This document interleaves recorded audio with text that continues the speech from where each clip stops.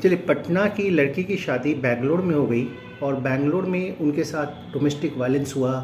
Possible है cruelty हुई और वो ससुराल से लौट करके पटना आ गई और पटना में अपने सारे इन लॉज के ऊपर जो है डोमेस्टिक वायलेंस का सूट, या फिर आप ये कह लें कि 498A IPC, 406 IPC जो पैकेज सूट होती है वो सारे सूट उन्होंने पटना में फाइल कर दिया। अब प्रॉब्लम क्या है कि बेंगलोर में पूरे इन लॉज ससुराल वाले हैं, सब पे केस फाइल्ड है और सबको अब क्या हो रहा है कि पटना आना पड़ रहा है। क्या रेमेडी है इसका? क्या ऐसा हो सकता है कि वो केस जो पटना में फाइल हुई है उस केस को जो है बेंगलोर शिफ्ट करवा दिया जाए? तो देखिए, रास्ता बहुत बढ़िया है। सेक्शन 25 होता है कोड ऑफ सिविल प्रोसीजर का, जिसमें अगर आप सुप्रीम कोर्ट में पिटीशन फाइल करेंगे, ट्रांसफ़र एप्लीकेशन लगाएंगे, तो चांस है कि पटना में जो केस चल रहा है वो केस सारा का सारा आप बेंगलुरु ट्रांसफ़र करवा लें। अब लोग अक्सर कहेंगे नहीं साहब, लेडी के फेवर में ज़्यादातर केस में फैसले आते हैं, शायद supreme court transfer petition dismiss कर दे।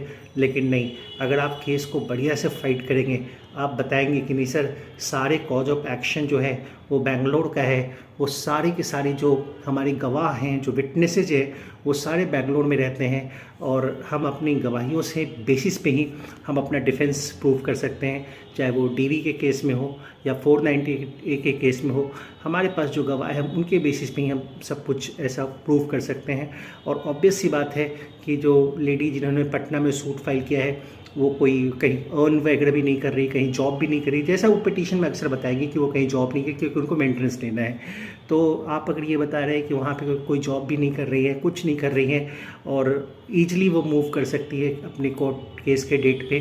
बेंगलोर तक मूव कर सकती है और आप कोर्ट को इतना भरोसा दिला दें कि हाँ साहब, उनके आने जाने का जो एक्सपेंस है वो आप बियर कर लेंगे, उनके साथ जो कोई अटेंडेंट आए उनका भी एक्सपेंस आप बियर कर लेंगे, तो बहुत चांस है कि आपका केस जो है वो पटना से बेंगलोर ट्रांसफ़र हो जाए और आपको अक्सर हर डेट्स के ऊपर जो है पटना के कोर्ट में जाने की ज़रूरत ना पड़े। तो देखिए, अक्सर ऐसा होता है, लोग परेशान होते हैं, फ्रस्ट्रेट होते हैं और इस तरह से दूर दूर भागते हैं केस को लड़ने के लिए। लेकिन आप सेक्शन 25 ट्राई कीजिए, कोड ऑफ सिविल प्रोसीजर का रिलीफ बढ़िया मिलेगी, अच्छी मिलेगी। लेकिन शर्त ये है कि आप अपने केस को जो है बहुत स्ट्रांगली प्लेस आउट कीजिए सुप्रीम कोर्ट में, अपने डिफेंस को बढ़िया तैयार कीजिए, रीजन को अच्छे से स्पेसिफाई कीजिए। ऑब्वियसली आपको इस केस में रिलीफ ज़रूर मिलेगा, ट्रांसफ़र आपके केसेस